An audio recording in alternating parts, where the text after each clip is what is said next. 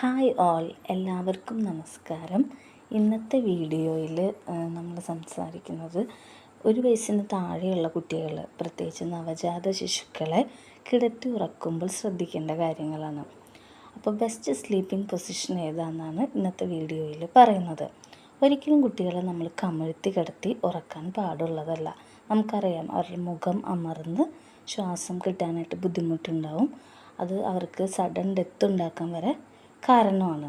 അതുപോലെ തന്നെ ചെരിഞ്ഞ് കിടന്നുറങ്ങുന്നതും അനുവദിക്കാൻ പാടില്ല. ന്യൂ ബോൺസിനെ സംബന്ധിച്ച് മൂവ്മെൻറ്റ്സ് കൂടുതലുള്ള കുട്ടികളാണ് പെട്ടെന്ന് ചെരിഞ്ഞ് വരിക.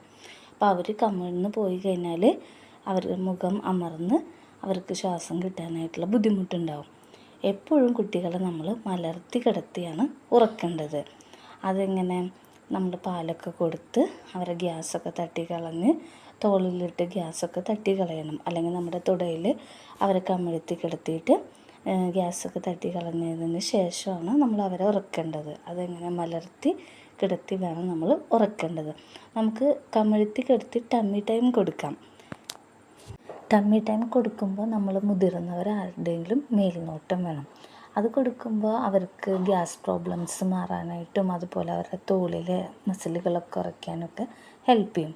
അപ്പോൾ നമ്മൾ കുട്ടികളെ മലർത്തി കിടത്തി മാത്രം ഉറക്കുക. ചരിച്ച് കിടത്തിയോ കമിഴ്ത്തി കിടത്തിയോ ഉറക്കാൻ പാടില്ല. അപ്പോൾ ബെസ്റ്റ് സ്ലീപ്പിംഗ് പൊസിഷൻ എന്ന് പറയുന്നത് മലർത്തി കിടത്തി ഉറക്കുന്നതാണ്. അപ്പോൾ എല്ലാവർക്കും വീഡിയോ ഉപകാരമായി എന്ന് വിചാരിക്കുന്നു. Okay, thank you.